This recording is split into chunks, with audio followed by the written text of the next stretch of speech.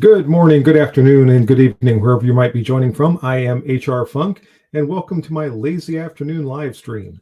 I was sitting around this afternoon, didn't have a lot to do, so I thought I would fire up the computer for a live stream. I hope some of you are going to be equally interested in getting together and having a dialogue. And this is the first time that I've had a chance to really just talk recently to those of you who join in the streams. The last couple of live streams I've done have all had some sort of a theme or a guest that was coming on or what have you. I think the one before, 2 live streams ago, I had the one where I was reporting all the information from the NRA annual meeting. The last time around, we had the gentleman that joined us from the Firearms legal representation firm. And this time, I just wanted to get together for a chat and see how everyone's doing and bring you up to date on some of the things that are going on here on the channel. And I see already we've got Josh Twyman here. How you doing, Josh? And Andrew Peterman.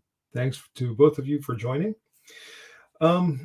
Few things coming up here, or maybe I'll back up a step or two.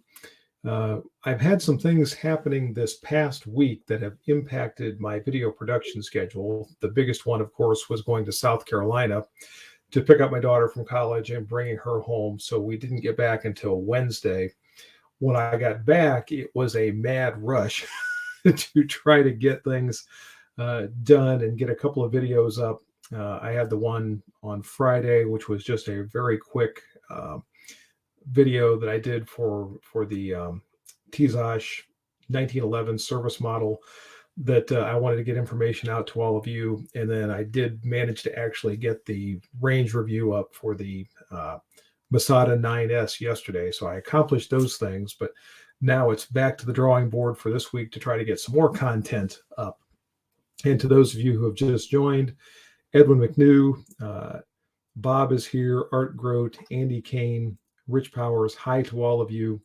And if you missed it when I was talking at the very beginning, I was saying that this is the first live stream that I've had for a while where I can just have a dialogue with all of you.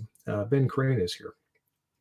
Also, I have a great story to tell you from yesterday for those of you that didn't see it in the community chat that I put out yesterday, and I'll get to that in a little bit. But mainly today is going to be questions and comments from all of you. And like I said, just a dialogue back and forth. William Barnett is here. How you doing, William? And Bill Fisher is here. So again, thanks to everyone who's joined. We're up to 20 people already, so that's great. This was unannounced. So this was one, as I said a minute or so ago, I was just kind of hanging out today and didn't have a lot going on. That's why I named this the Lazy Afternoon Live Stream. The weather here is not really fit for doing much of anything else. Yesterday, however, I got a lot done. It was a great day yesterday. In fact, I managed to wear myself out some. But today I'm back at it. Rabbi is here. How you doing, Rabbi? Dewan, how you doing? I'll jump into the story from yesterday for anybody who didn't see it in the community post that I put out. Yesterday morning, about 9:30, I'm making pancakes for my daughter. And this is sort of an every weekend ritual. I make pancakes for her and her mother. So I'm working on the pancakes, and my daughter comes in and says, "Hey, my cat's chasing around a mouse that's in the dining room." I said, "What?" So I walk into the dining room, which is just a couple of steps out of the kitchen. And sure enough, I see her cat, who, by the way, this is a 30 or 35 pound cat. This cat is fat as can be. So the idea that it's actually chasing anything is kind of impressive. Not surprisingly, the mouse outran it. And the mouse makes it to underneath our liquor cabinet in the dining room. And underneath the liquor cabinet, it's got these little short legs on it. So there's about this much space between the floor and the bottom of the cabinet. And the cat is sitting there looking underneath there. The mouse is hiding underneath the liquor cabinet somewhere. And I thought, okay, I want to do something to get this mouse out of the house.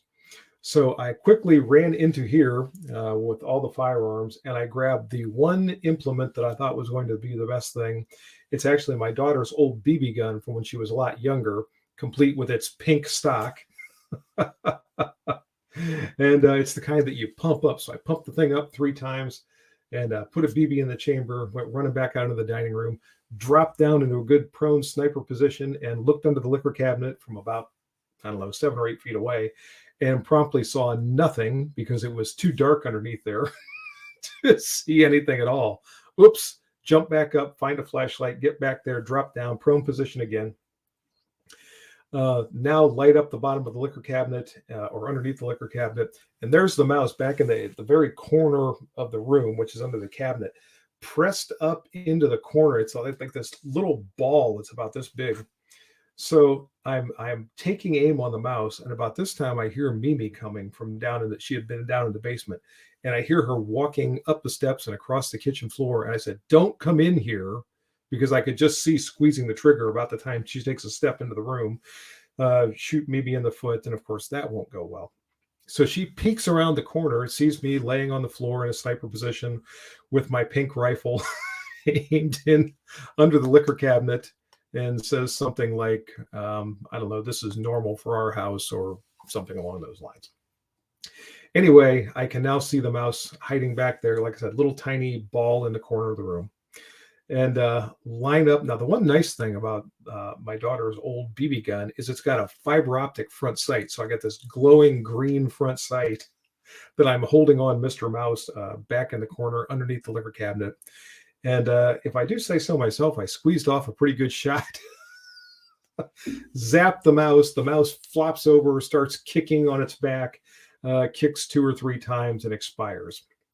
So then I had to figure out how to get it out from under the cabinet. So now I had to get another implement, that being a broom, sweep the mouse out from underneath the liquor cabinet, get it onto a dustpan, toss it outside, and managed to remove the mouse from the house and save the day.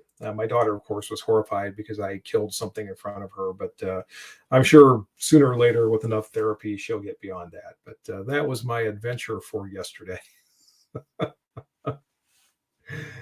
Anyway, back over here to the questions and comments.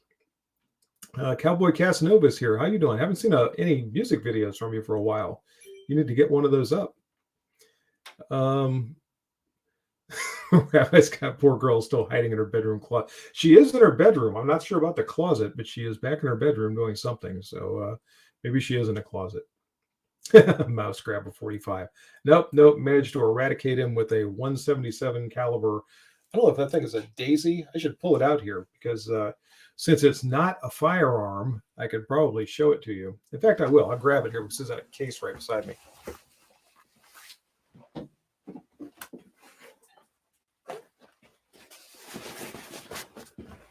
So, okay, here is the pink case that it lives in. By the way, I got to get the music going here because we can't do this. This is not a non-firing replica for today, but it's also not a firearm for all the YouTube monitors that might be watching. Here we go. This is my WMD, my weapon of mouse destruction. This is the mouse killer from yesterday that managed to remove Mickey from being a concern.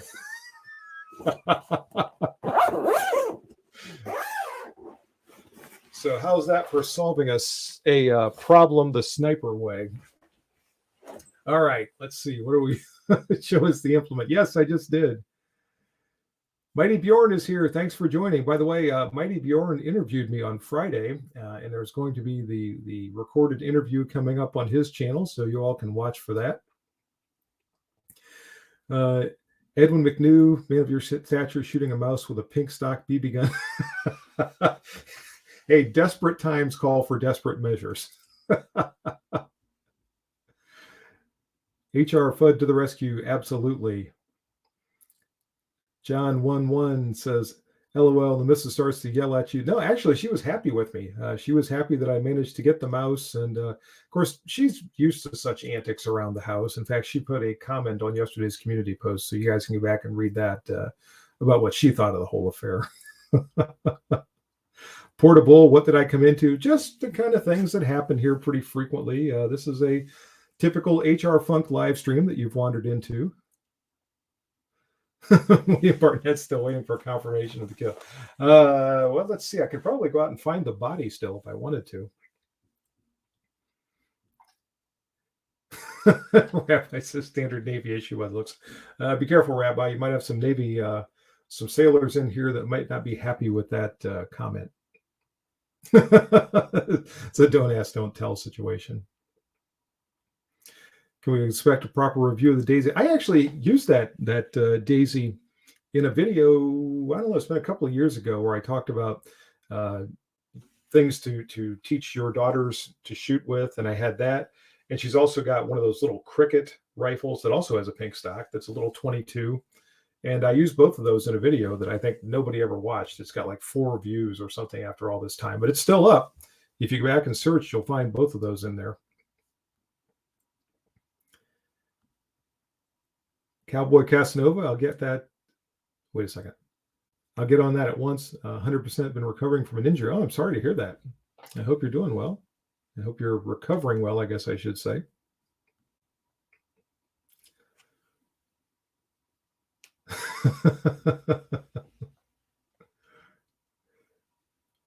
Robert, I'll probably pronounce your last name wrong. Cocavala, WMT, that's great. I feed 6 feral cats. Yeah, we've got 4 cats in this. 4 cats that belong to my daughter. How do I end up with a mouse in here? Anyway. MG Monkey, happy Sunday to you.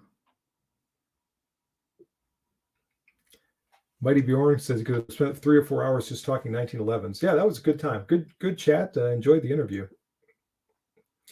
Terry Barnes, hello to you. Thanks for joining from Kentucky.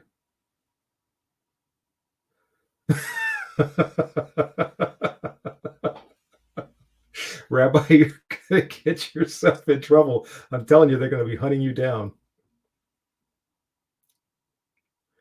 Matt Moore says, I have a couple of 16-inch M4 style AR-15s and a few AKs, and I'm thinking about picking up a Colt AR-15 A4 M16 style clone. Never shot a 20-inch.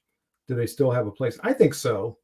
If for nothing else than for historical context, I've got one of the ones that's made by Fulton Armory. That's a clone of the M16A1 that I was issued back when I was in the Marine Corps. And I really like having it. Like I said, just because that was the rifle I was issued. And if you're, too young and you never had one of those, just having one for a sense of what that rifle was and what the current AR has evolved from, I think is a good thing to have in your collection. Of course, I'm the one that shot a mouse with a pink BB gun, so take my opinion for what it's worth. Cowboy Casanova, haven't mastered climbing stairs again. Wow. So apparently you had a serious injury. I'm sorry to hear that.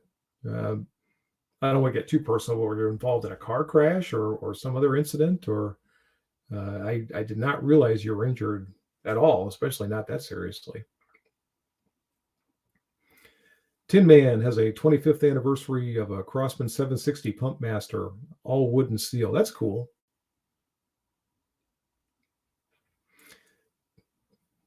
Ben Crane, there's a pink Cricket and a Tiffany blue Glock 42 in my safe. All right. I've carried the Glock to weddings. And you're secure in your masculinity when you're carrying and using things like that. Rabbi, I feel you, Chief. There was a loose fly in my house once. I had 2 cats and a terrier staring at me. None of them got fed until it was dead by their doing.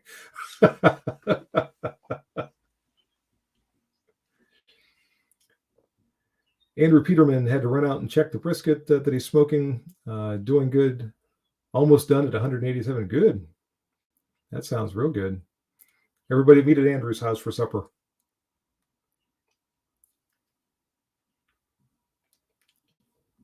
I think I missed something. Maybe not. Mighty Bjorn, 20-inch barrels are better at long range than a 16-inch barrel. Yeah, my service rifle, my Rock River Arms, is a 20-inch for that reason. And that's really what the 556 I can't say it. 556 cartridge was designed to work with was a 20-inch barrel. Now, obviously, there have been some optimization measures that have taken place over the years to try to make it a little bit better in the shorter barrels, but still, I think it functions best out of the 20-inch.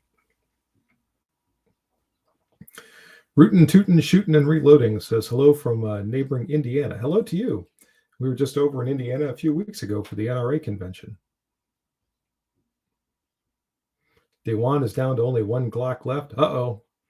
Pretty soon you're not going to have any, and you're not going to be part of the Cool Kids Club, which I haven't been part of the Cool Kids Club ever, so it's not that big a deal. Rookie Spartan, how you doing? Thanks for joining. Cowboy Casanova blew my knee out during a PT exam for a department. Wow. That's too bad. Well, again, I hope you heal quickly and completely. So that is very unfortunate. Sorry to hear that. Bill Barnett says, Chief, did you know TSOS SDS is coming out with a JSOC clone of a 1911? Looks super promising. No, I didn't know that. I got an email earlier this week from one of the guys from TSOS USA that I talked to at the NRA meeting.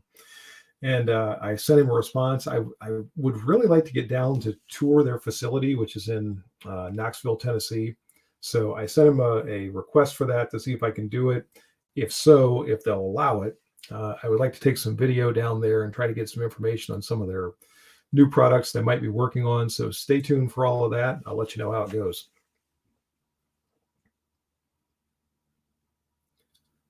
And this thing is now taking a jump. Rookie Spartan just got done doing some drills with my Smith & Wesson Model 15. Cool. Funny timing. There's a live stream.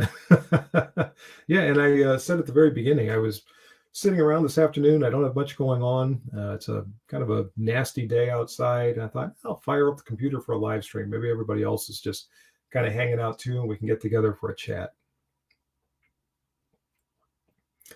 Steve Detweiler, getting back to getting things ready to go to Colorado Springs on Friday. All right.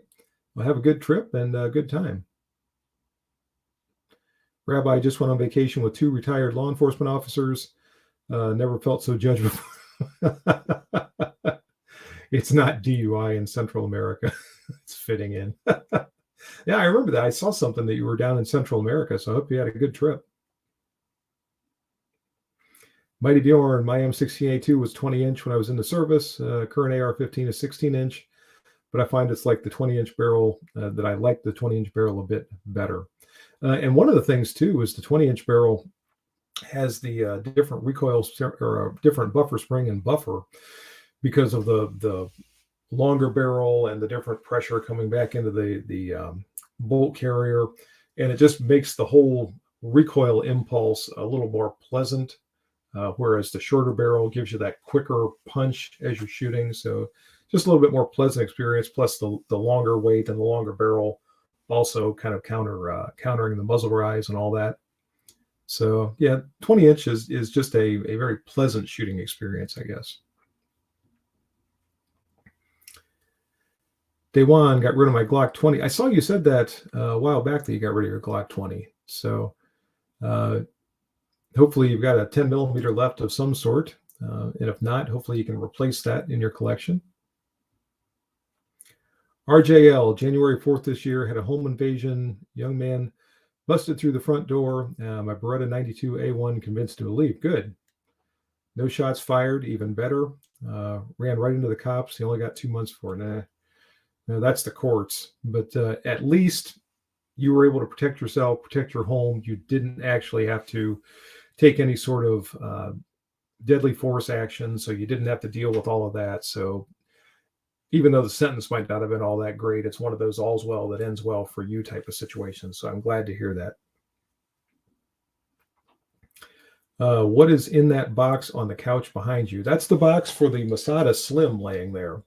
The Masada Slim is actually on my belt at the moment. I can't show it to you because it's a live stream and YouTube will melt down if I do that. But that's the box for the Masada Slim back there.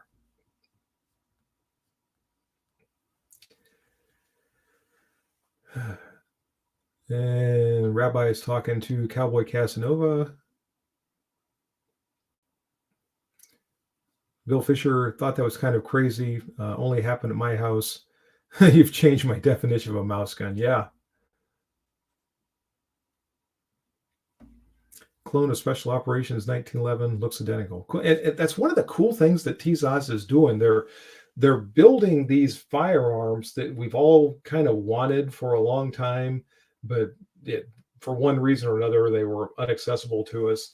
That's what I kind of think of the Beretta Cheetah knockoff that they're building. I can remember back at my very first police department, first department where I worked when I got out of the Marine Corps, there was one of the sergeants there who had a Browning BDA, which was just a gorgeous firearm. It was the nickel finished version with the really nice wood grips and the Browning logo in the grips, just absolutely gorgeous.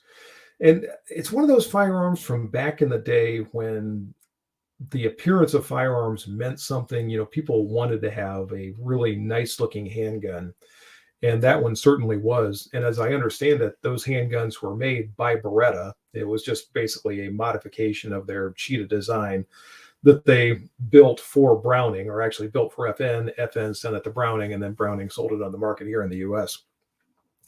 But of course, for one reason or another, I've never owned one. And now all of a sudden, TZOS has their Fatih that they are building, and it's got wooden grips, and it's a blued finish. I don't know if they're coming out with one in nickel, but yeah, I'd really like to get my hands on one of those because they're just cool firearms that you don't see that style of anymore. And again, for those of us of a certain age, it harkens back to those handguns or those firearms that we always liked when we were younger. So I really like some of the stuff that TZOS and some of the other overseas manufacturers are putting out as well. And I've been talking and missing a whole bunch. Ben Crane's leaving us. Take care, Ben. Thanks for joining while you could.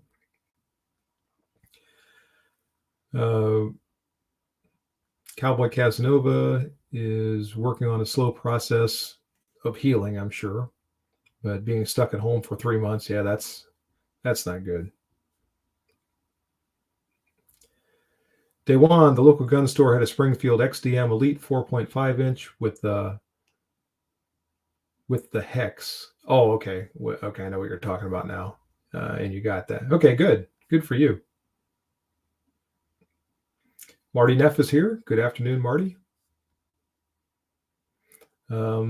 Rabbi is saving up for where'd they go? DWX and 10 millimeter. Cool. And by the way, Rabbi, you'll appreciate this, I think. This is the IWI, I guess I'll call it a catalog that they were passing out at the NRA annual meeting. I got one that's got all of their products in. I was just looking at this earlier and kind of lusting over some of these things. So if I can get my hands on some IWI products, I would like to shoot some more of those. And we'll see what might appear here on the channel in the coming months.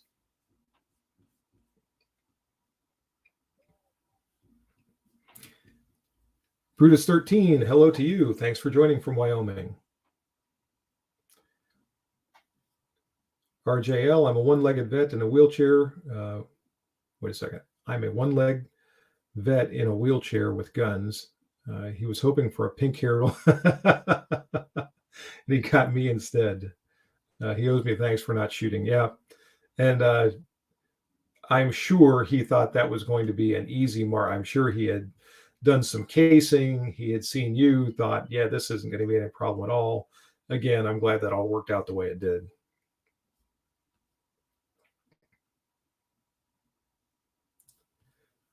Holy smokes, Rabbi. I think you need to sell some of those shoes.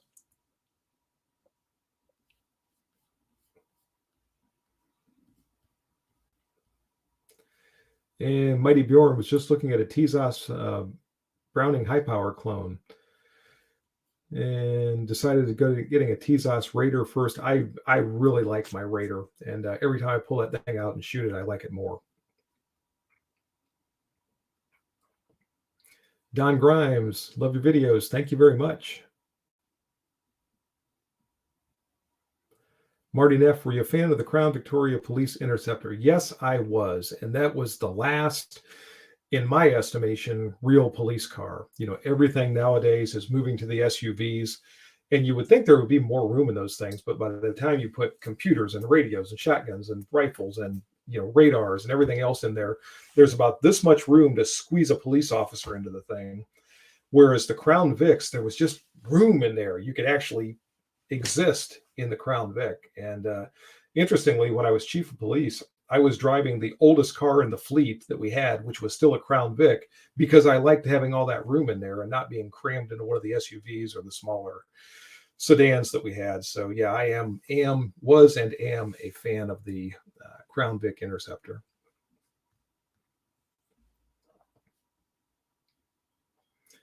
Dewan wants to get a Kimber 1911. I hope you do. Dan Girton says, yep, Tizos Fatih 380, waiting for PSA here. Looks like here in Charlotte. Yeah, we just went through Charlotte the other day. Nice town. And this took a jump, and now I don't know where it is. Where'd they go? Oh, there it is. They have some killer prices on Tizos. Cool. I'll take a look at PSA. I get those email advertisements from them, and sometimes I glance at them, and sometimes I don't. Rookie Spartan, old school police question, dump pouches, bullet loops, or extra ammunition in pockets for your reload. Wow, if I got to choose between those, first off, I wouldn't choose any of the three, but if I had to, I'd probably go with dump pouches, just because at least I don't have to dig around in a pocket or take the time to get them out of loops. But yeah, I don't like any of them.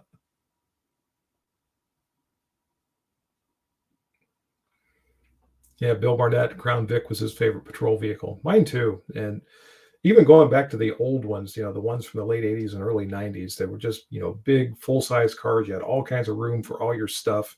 And we didn't have as much stuff in the cars back then.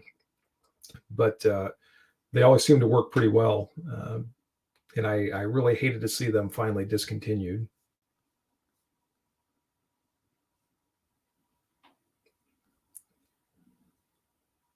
Like vomiting or riding to jail. Yeah, I had that happen more than once. Duty belt would always get caught in the seatbelt. I got pretty accomplished when I was releasing the seatbelt with kind of sweeping that thing off. And normally I didn't get hung up in it when I was getting in or out. And I always tried to, I was slowing down either, to affect a traffic stop or getting ready to pull into a driveway for a call. I would take my seatbelt off before I actually came to a stop and put the car in park, so that by the time the car stopped moving, I could hit the door and be out from behind the wheel.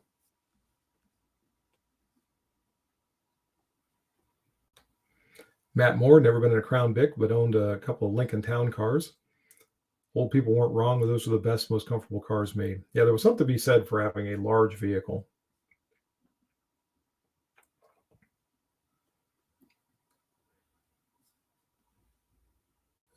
Cowboy Casanova, when I worked for an armed patrol company, we had Ford Tauruses and several Crown Vics. Surprisingly, the Taurus wasn't so bad. I remember we had some Tauruses. We also had some Chevy Impalas, and this is over a number of years. And I didn't like it. The Dodge Chargers. Those damn things were too little. Just seemed like after all those years of driving the Crown Vic, getting into something smaller was just annoying. Now, had I not had that experience, I might not have that opinion, but that was just my perspective on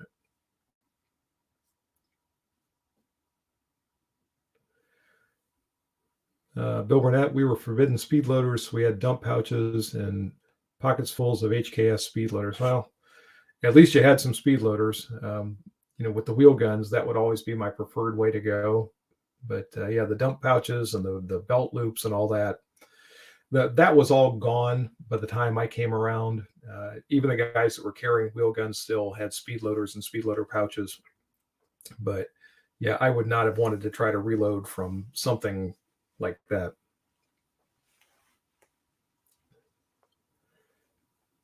Rookie Spartan, for law enforcement, what's better, a patrol shotgun or a patrol rifle? um, that all depends on the situation. For a close range situation, which most law enforcement encounters tend to be, the shotgun is very, very good. And the thing with a shotgun, I've mentioned this in the past. I think I've said this in videos. I don't know if I've said it in a live stream. There's something about pointing a shotgun at somebody and them looking down that gigantic bore in the end of the barrel. And I think they see heaven at the other end or something, because I have never pointed a shotgun at somebody and told them to do something and not had them do it. There might be a freeze. There's a minute from, and it's like their mind is processing what they're looking at, and you're saying, get down on the ground, turn around, whatever you tell them. And so they'll freeze for an instant, and then they do it very quickly. So there is that psychological intimidation from the shotgun too, which again I've seen firsthand, and it's something that really is effective in getting people to comply with what you're telling them to do. I pointed handguns at people before and said, turn around, get on the ground or whatever, and they've stood there and run their mouth. Hey, go ahead, shoot me, that kind of thing. Whatever. But I've never had that issue with a shotgun. With rifles and submachine guns, I don't remember having that problem too much with either one of those, but I can definitely say with shotguns, they do what you tell them to do very quickly. Dewan, so should I get rid of a Micro 9 for something else? Oh, looks like he's talking to Mighty Bjorn. Sorry about that. RJL, only been in the back of a Crown Vic, but I don't want to talk about it. Sorry to hear that, RJL. Rabbi, Tahoe looks like a nice ride. We never had one of those. And the very big SUVs like the Tahoe and the, what's the great big one by Ford? Is that the Expedition or the Excursion, whatever that was? For whatever reason, that always was our fire chief's vehicle. They had these ginormous SUVs, but we never had one of those. Ours were always the Explorers when we started going in the SUV route. Cowboy Casanova spoke to the Anaheim police officers, and they were telling me the Caprice was faster than their Chargers, which is surprising.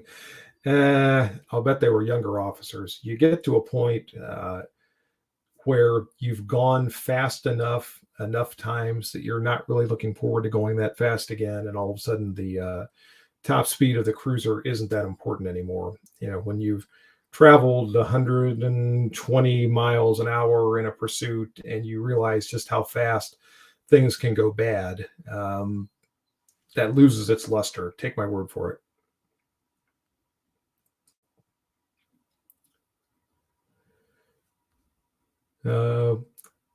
We're all doomed. Every cruiser must be equipped with an M249. There are times that would have been helpful. Dewan, what's your favorite carry load? That it varies depending on what firearm I'm carrying. So it's kind of hard to give you a one size fits all answer to that. Generally, I like conventional hollow point ammunition. I don't like any of the trick stuff, be it something like the glazers or fragmenting rounds or any of that kind of stuff. Just give me a good, reliable, conventional jacketed hollow point, and I'm happy. Martin F., we have a non-police Crown Vic and a Grand Marquis. My fun car was a turbo VW Bug convertible. Well, that's cool. Sounds fun. Cowboy Casanova says, mind-boggling to him because one would think that the Charger is better for pursuits. I don't know. Whichever one gets you to the end of the pursuit and you're still in one piece, I think it's the best one for the pursuit. And if everybody else is still in one piece, all the better.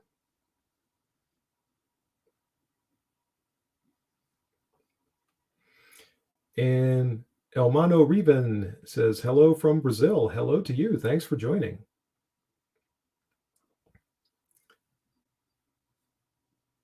I'm trying to look for the questions that are directed at me because some of you guys are talking to each other, which is fine. Cowboy Casanova, any experience with the newer 2020 Python? I've handled them. I handled one again the other day at the NRA annual meeting. They seem like nice handguns. Every time I look at one at a shop somewhere, the price is a little more than I think I want to pay that particular day. But by all accounts and all appearances, they seem to be fine revolvers. Bill Barnett was in a couple of high-speed pursuits and agree, don't like going that fast. Yeah. Like I said, after you've done it a few times, it is not something you necessarily want to do anymore if you can avoid it.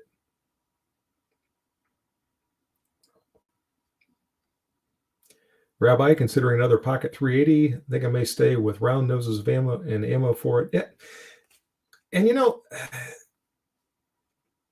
I don't really blame you for that. And especially if you go with an older style like a PPK or something like that, I think it's more important that it runs reliably than whatever marginal benefit you might get with the hollow point ammo in that.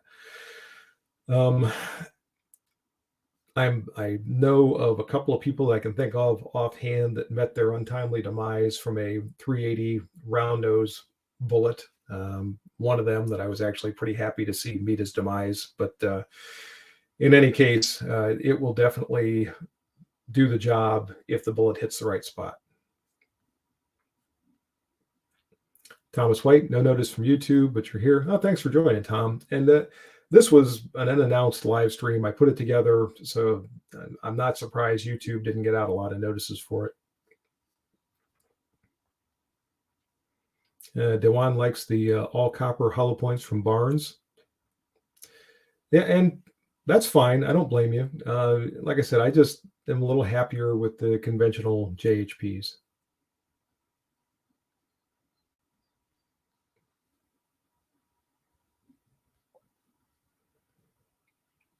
And Cowboy Casanova, I think you're talking about the Python's $1,500 being pretty steep. I agree. And looking at the new Henry revolver, I think the new Henry revolvers are cool. I like the blued frame and the brass grip frame. I just think they have a cool look to them. I've only seen one actual review on them so far. The MSRP looks a little high. It's in the $900 range, but I would imagine the street price is going to be lower. So I don't know, $800-ish. It's going to be less expensive than something like the current Smith & Wesson Model 19, definitely less than the Colt wheel guns. So I don't know. We'll see what happens with those Henry wheelies.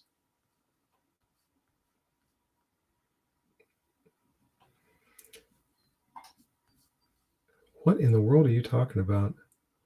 I don't know what's going on with this thing about the hair, but anyway. About the same as the GP100. Yeah, not too far out of that ballpark. Johnny BB Gunner, looking good, Sir Fun. Thank you very much. Mighty Bjorn says it prefers jacketed hollow points. Haven't found a company making those for 357 Magnum. Really? They're out there for the 357 Maggie, and just unless they're just not in your area for some reason, but they are definitely made.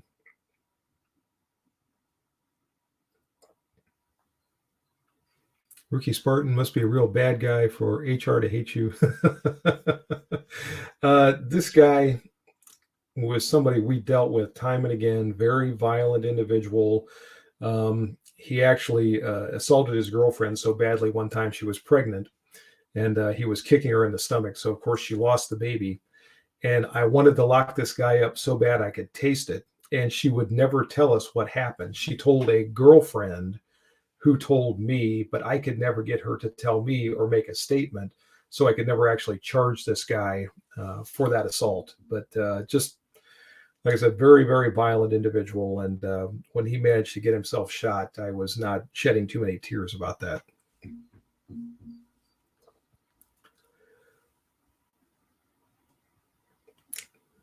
Yes, that's exactly what he did, Rabbi.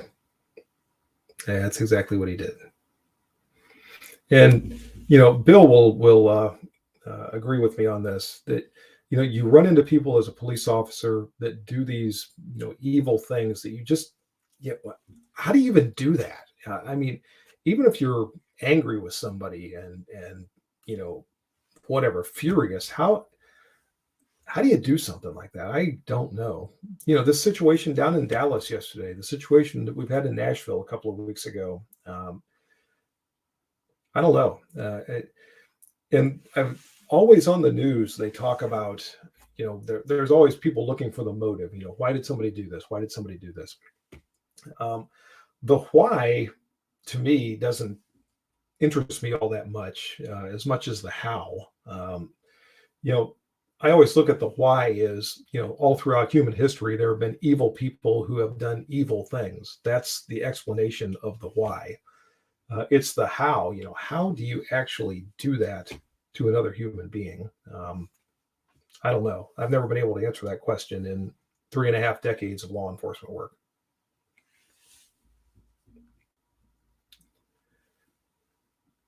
And I saw a question on there about 350. Oh, there it is from Tom White.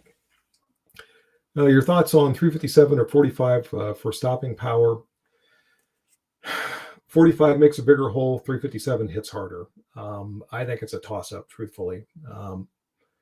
You're going to get a little more hemorrhage probably from the 45 because it's a bigger hole, but still, tissue expands, then it contracts again. So how much difference it's really going to be, I can't say. What's the brand of ammo that has a twisted point? So that's the one. It's actually been marketed by a few different brands. It's the one that we were just talking about a little while ago. That's marketed by, what's their name nowadays? It'll come to me in a little bit. I just can't think right. If you go back up through the chat log, we were just talking about that up there a little while ago.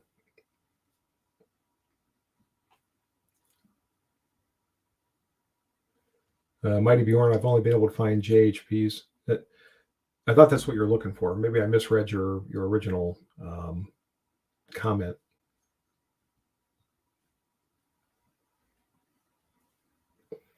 Elaine's Domain, even round nose jams and a Ruger 380. That's too bad. I have no experience with those Ruger 380s. I know they've been pretty popular because they're so little, but I really can't say anything from firsthand experience about them. Katie missed the show, was in the middle of watching Berkshire Hathaway meeting with Warren and Charlie. No problem, Katie. This was unannounced, unplanned. I just was sitting around bored and I fired up the computer. I thought we could get together for a chat. So thanks for joining when you could.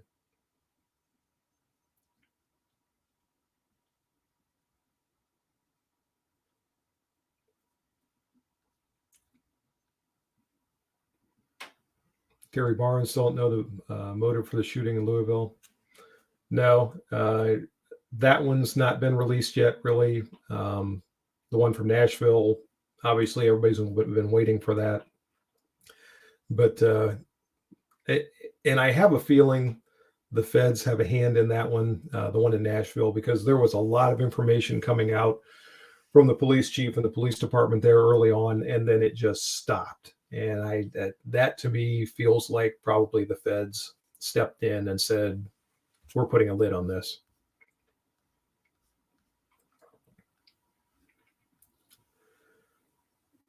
Matt Moore, the Outlet Mall in Allen is 15 minutes from my house.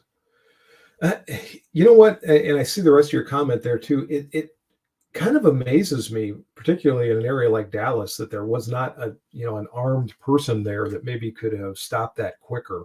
He was ultimately stopped by a police officer who was there for another matter. And I mean, great for that officer. Good job, whoever you might be, if you ever happen to see this live stream. But whether it's there or a movie theater or what have you, that there's not an armed good guy there that could potentially put a stop to that more quickly.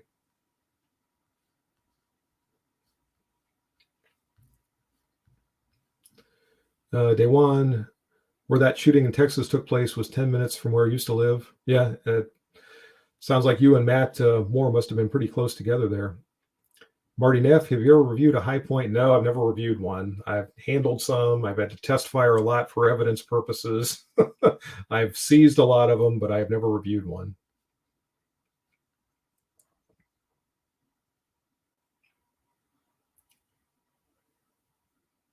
Wait a second. What?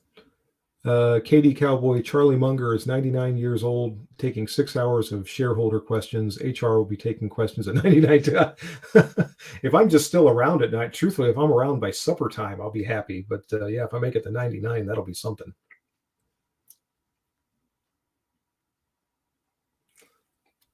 ALU Ministries, simple answer is evil exists. That I agree. That's what I said a little while ago.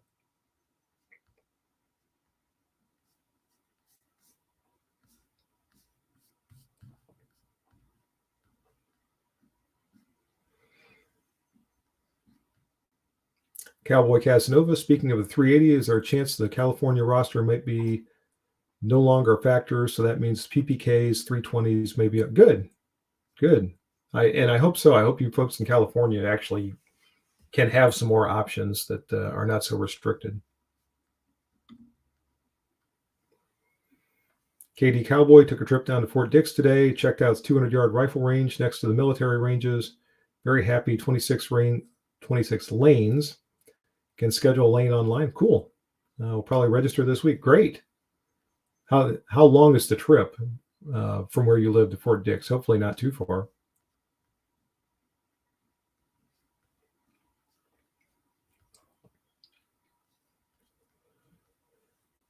Katie Cowboy, what are your thoughts on Tezos versus Rock Island 1911s? You know, I have one Rock Island. I've now got 2 Tezos, or 3. I guess I've just got 2. I like the Tezos a little bit better. There's nothing wrong with the Rock Island, but it seems like the Tezos is just a little bit better with regard to their machining and their tolerances and what have you. The Rock Island is perfectly functional. I just tend to prefer the Tezos a little better.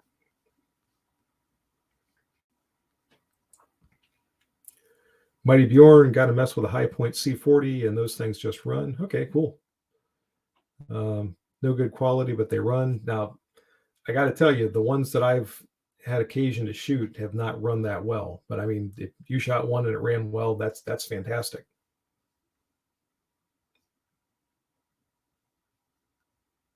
Trip's about 45 minutes. Okay, so that's not too bad. That's about how long it takes me to get to the big rifle range that I use for some of the videos, about 40 or 45 minutes.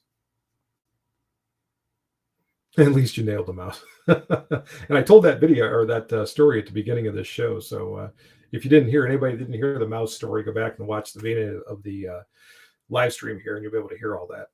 Or you can read about it in the community post that I put up yesterday. Katie Cowboy, I saw a Tezos Raider for $630. Is that a good deal? I think so. I think the MSRP is what, $750 or something like that.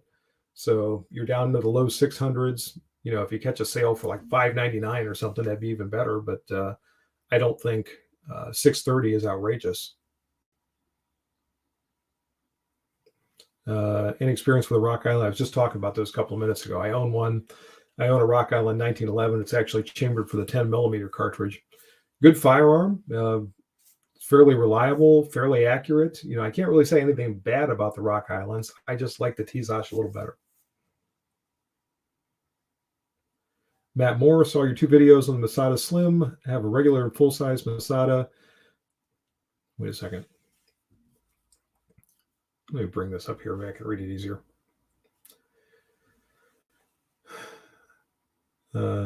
And do like it a lot. You weren't convincing me though. Should I get one? What holster are you using it with? The one I've got right now on my belt, and I've got the Masada Slim in there, is sort of a generic belt slide holster. It, you know, takes a wide variety of different firearms, so it works okay with that.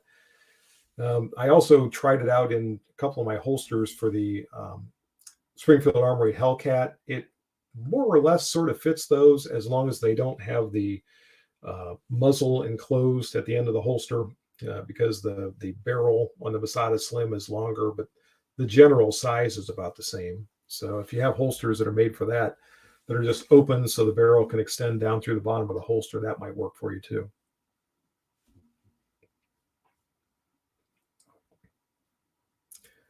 ALU Ministries, so many guns, so little money. Yep, I know what you mean.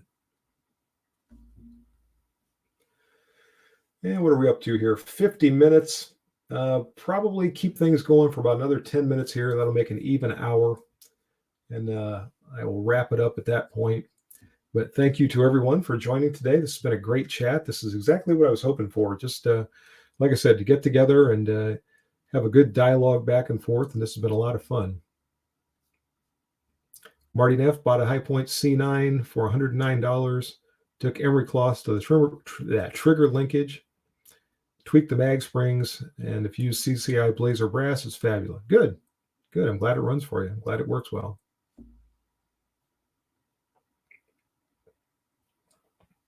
Rookie Spartan, what's the best level of retention for an LEO holster? That's another thing that's going to vary depending on who you ask. I like level 3 holsters, but I also practice with my holsters a lot. I was one of the few people out there that liked the old Safariland 070 SS3 because I trained with it a lot and I could present my handgun from it very quickly. A lot of officers don't like anything that complicated. They like a level 2 or something that they can access their firearm a little bit faster and easier.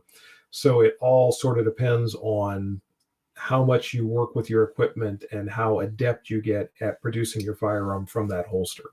Like I said, personally, I like the level 3s, but there are a lot of people who don't.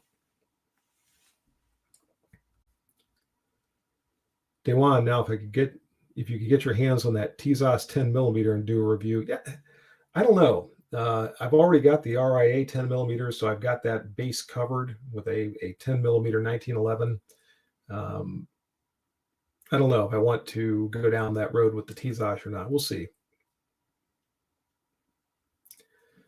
Rookie Spartan, and what style of high ride, drop leg, etc.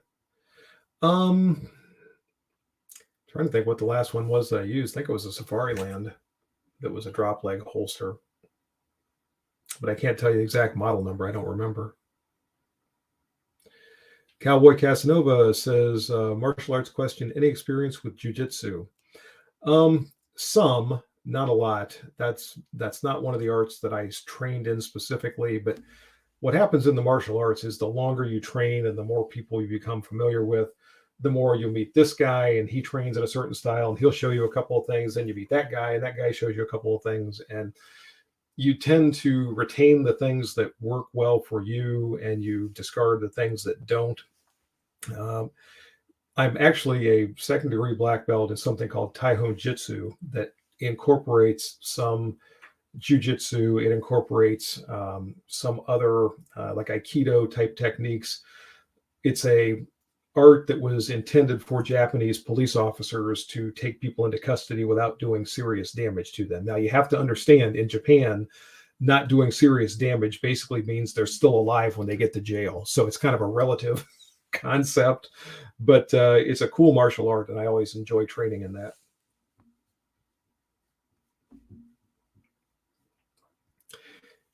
And where are we here?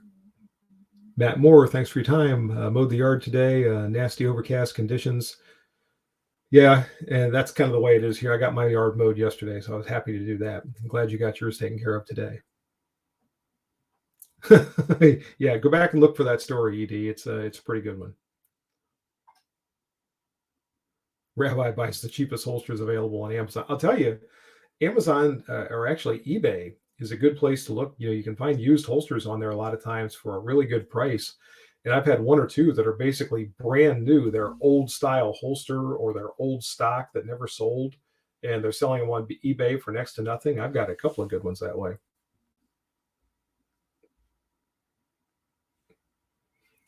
Cowboy Casanova, in your recovery, trying to transition from boxing to Muay Thai, definitely a process. Yeah, Muay Thai is cool. When I was in Japan, I did a lot of fighting over there in tournaments and one thing and another. There were some Muay Thai stylists over there. Another cool style that I always enjoy training with people with, or training with people who trained in that art. Be positive. Any suggestions for a holster for an M&P 40 cal? Oh man, there's tons of them out there. It depends on whether you're looking for a concealment holster, a duty holster.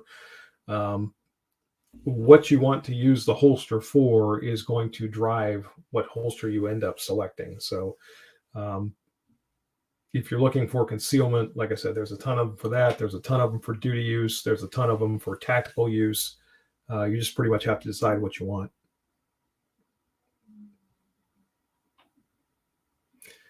Rookie Spartan, police chief, you broke the suspect's arm, gave him concussions, cracked her ribs, are going to get sued. Yep. Yeah, that's pretty much the way it is here.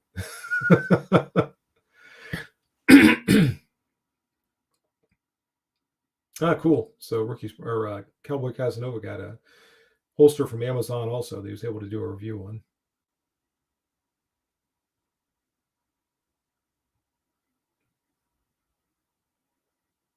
Rabbi studied American boxing and wushu for decades.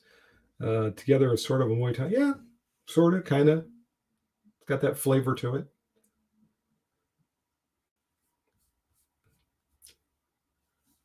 All right, gang, we got about 5 minutes left. Got time for a few last-minute questions, comments, or anything for the good of the order. So throw them up there. Ocean Piper, any advice for a new police officer just starting? Just starting FTO. Yes.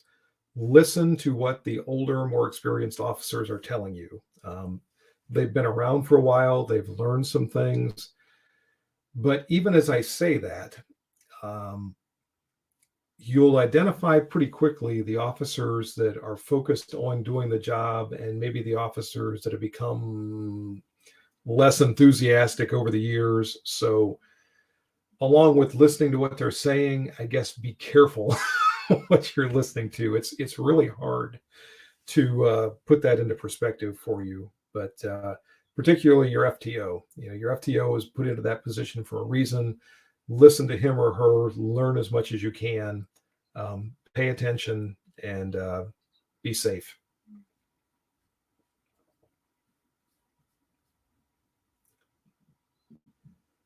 Katie Cowboy, ever hear of this martial art, Eskrima Filipino stick fight? Yeah. As a matter of fact, Danny Inosanto is the one who more or less made that famous here in this country. Bruce Lee used it, trained in it some with him. You see a little bit of that in the movie Enter the Dragon when he's got the sticks. So another cool martial art. What was that? They have thicker skin and thicker badges. Katie Cowboy History Channel used to have a cool show called Human Weapon. I remember that. I remember seeing that. Dewan, thoughts on the CZ P10F? The P10 is a good pistol. It's basically in the same category in my mind as the Glock 9 or as the Glock pistols. Good, reliable, well-made, reasonably accurate. I'm not a big fan of the trigger, but otherwise they're good handguns. H. Furnace, good morning. Do you have any chance to remember which size screws were used on mounting the Hilux TD3C to the Masada? I don't remember off the top of my head, but if you go back and watch the video where I was mounting or talking about mounting that sight, I identify what screws they are. So it's in that video if you go back and watch it.